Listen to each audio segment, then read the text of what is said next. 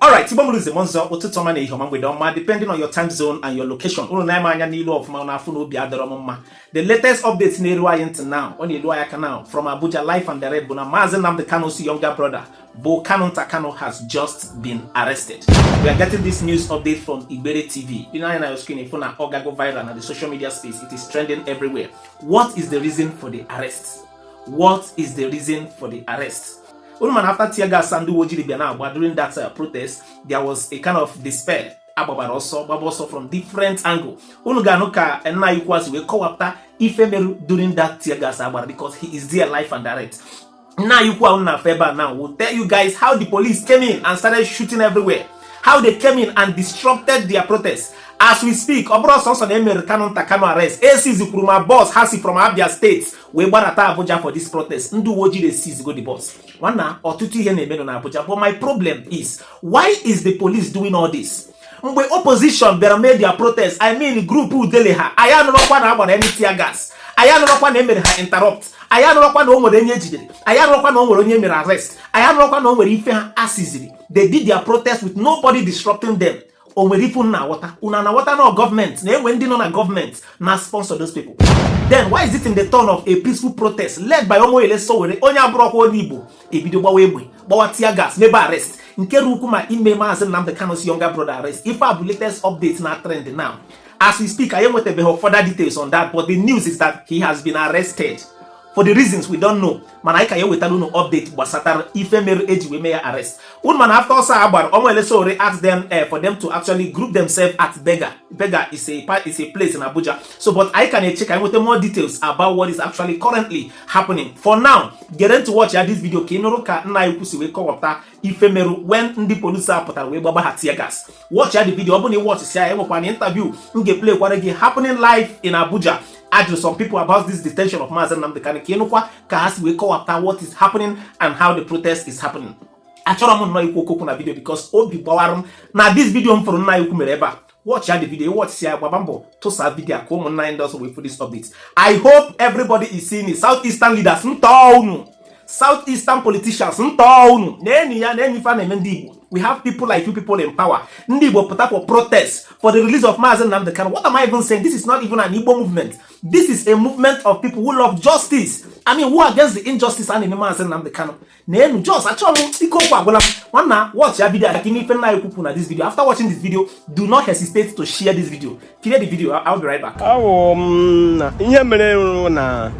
I neje ka anyị ruo narị na ebe a ga-anọ eje protest. Okay. Ndị uwe ojii amachie n'ụzọ mechisi ebe niile. Okay. Lee moto anyị kwụsị si onye ọbụla lọtuo. Ha achọghị onye ọbụla. Na ọ bụrụkwa anyị nwa ndị awụ ndị agadi ha agaghị achọ ka a eme ihe ga-achụwa anyị ọsọ anyị agbawa ọsọ kama ha ga-achọ ụmụ okorobịa ha chọ ha ka ụmụ kwufe ebe na anyị nọ anyị nwa ndị agadi nọ n'ofu ebe ka a mara ihe mere na ahụ chọrọ ịprotect gọọmenti na property. Na anyị agaghị aga ebe ahụ anyị ewere obiọma na-alaghachite azụ. Bọọsụ anọtara m na esiziri bọọsụ unu. Bọọsụ anyị alọ akwa nke na-adịghị mmadụ ovu ha eje ije egbe asị ọlaghachi ihe a na-achọ isi izie mana amụna m ele anya ka bọọsụ anyị na-abịa belebe abụọ na-esi izie ihe. Unu ji egbe? Anyị ejighị egbe jighị ihe ọwụla jidighị osisi. So good morning to you. All right. How are you doing? I'm fine. Good morning, Mr. Mike Adekunle. How are you doing, sir? I'm fine. They're not protesting today. Every day Nigerians protest. There's always reason for protest. Because you find out that in Nigeria, things are not going the way it should go. So when it comes to talk of protest, people protest on daily basis. There's an argument about that. We're talking about the issue on ground. I want to believe that Chora is someone I respect so well. But it's somebody who has stand in the gap on so many occasions for people you don't even know. So contrary to the view of many Nigerians who are trying to bring ethnic coloration into it, I want to say Chora is a destabilized Nigerian. He's somebody that is guided by his own conviction. Once he's convinced that what he's doing is just, he goes for it. And I want to believe that that is the guiding principle. However, I understand that the police have said there is a court order. The Shura said he have not been served the court order. I'm not a lawyer anyway, but I want to believe that Sowore will be guided by the law. But holistically speaking, I like Sowore as an individual because according to the time the other lady or girl rather who was they were trying to victimize in the NYC scheme, how Sowore rose to the occasion, took a flight from Abuja to Lagos to stand for her. So we cannot count instances where Sowore step in to address issues like this. So for me, I do not see anything that has to do with it. Of course, Sowore said the other day that if he's looking for vote, that he know what to do. He go and give money to INEC, they will give him what he wants. That he's not looking for vote. He's convinced that there is need for justice.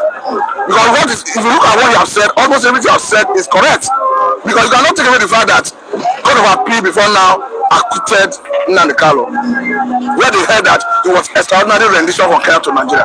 And apart from that, we have seen in recent time even the Kenya court ruling that the process of bringing Nnamdi Kanu from Kenya to Nigeria is not right. As such, they find those who were complicit in the rendition.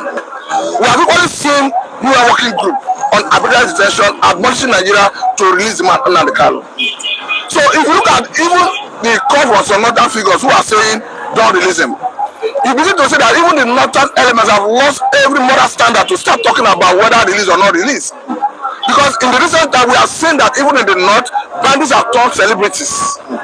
You can clearly see bandits come to negotiate, even though we currently see like the governor of Kanunta State denying that he is not involved in any negotiation. But we have seen videos that go viral depicting terrorists, bandits, Fulani militias coming to negotiate with communities, with local authorities. So as a governor, you cannot find ignorance.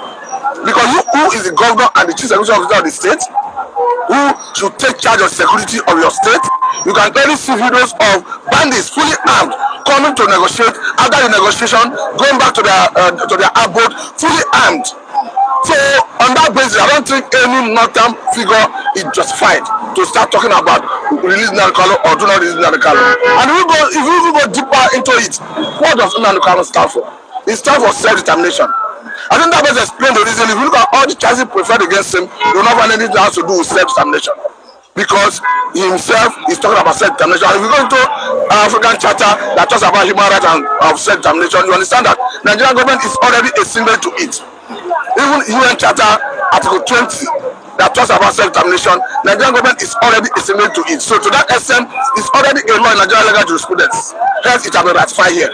So I think what we need to do as a people, and this is like an advice to Mr. President, talking to Senator Ahmed Bola Tinubu, that let us find a political solution to this issue. We want to continue litigation. The whole essence of governance is for peaceful environments. And we understand that every stakeholder from that region has spoken that the real resistance will engender that needed peace. I'm not trying to say our people speak in different manner. My own is not, I'm not bullying the president. I said, please find a middle ground. Let us have a political solution. Because as you have it, it was Buhari and Co that adopted Nnamdi Kanu. The government is a continuity. We don't have a Tinubu in government.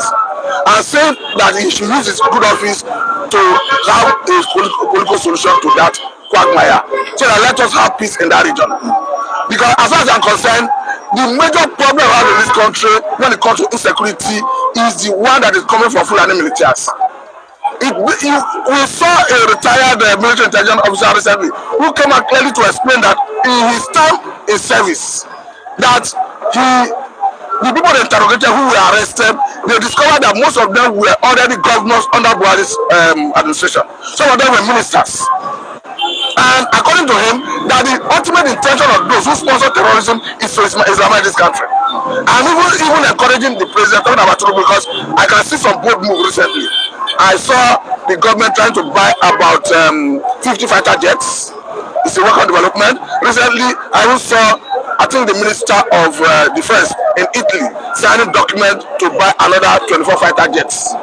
So, even as we're trying to do this, I want to encourage the Mr. President to name and shame those sponsors of terrorists in the north. Because that is the ultimate. If you want to fight, that is the epicenter of it.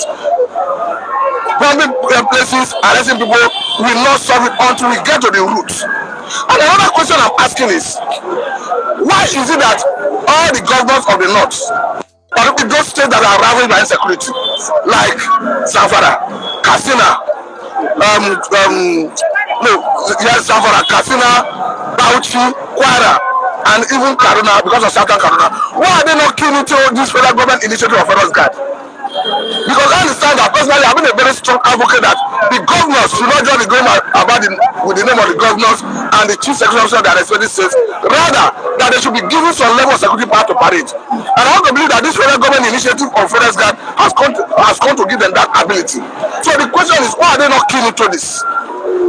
Because I saw the governor of Zamfara recently who was complaining that his capacity as a governor that he was able to acquire some level of technology that enables him to know the movement and location of bandits.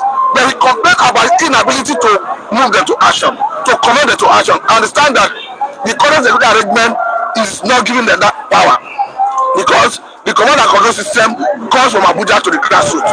All the commissioner of police in the state, they are not answerable to the governor in that state. The director GSS in the state is not answerable to the governor, and all other security heads are not answerable to the governor. Hence, they are capacitated. But now that the federal government is saying, okay, we are going to strengthen forest because I heard that from Turubu himself. But if you want to do it, we're going to account. He has said it by himself, say we are going to strengthen Forest Guard. So the question I'm asking those governors is, why are they not keen into this Forest Guard initiative? Let them do it, and the president refuses to empower them. They will now know that we hold to be responsible. But now that you have said it, we have not seen any reasonable action from the governors. Even as we speak, I heard the Director General of DSS the other time who was saying that security, that is the locals should be empowered to be the fair line of defense in case of invasion. And shortly after that, we are seeing president coming to give nod to even this Forest Guard. Even if you are nearly for state police, let us give this one a trial. If it's not working, we can push further for state police. But I must say that I'm disappointed in those states, Kwara, Zamfara, Katsina, Taraba, and even Kaduna, that they are not jumping at this offer of Forest Guard. Because as far as I'm concerned, life is sacrosanct. The constitution is very clear that the role of the people and their security shall be the primary purpose of governance. And this section 46, section 2B of that constitution has amended says that. More so, as the governors, the local government chairman, even the president, have sworn their oath in their individual capacities to protect lives and property of Nigerians. I don't want to believe that the bandits are more formidable than our armed forces. It's not true. Because we have comparative advantage over them. We have airports, we have fighter jets, they don't have. So we have comparative advantage over them. And back to Nnamdi Kanu. Currently the protest is going on. Are you optimistic of any response from President Bola Ahmed Tinubu as regards this protest? I'm pleading to him, and you cannot bully him. It's my own plea. Because I understand that, like I told you, it was Buhari that adopted Nnamdi Kanu. Though government is a continuity. And you know, any human being, there's always dignity in every human being. You know, as a president, you don't want to entertain anything that bullying. However, protest is a legitimate right of Nigerians, going by section 50 of 1999 Constitution as amended. But it's a different ball game if actually there is a court order. I'm not sure, because Surah have made it clear that he have not been served.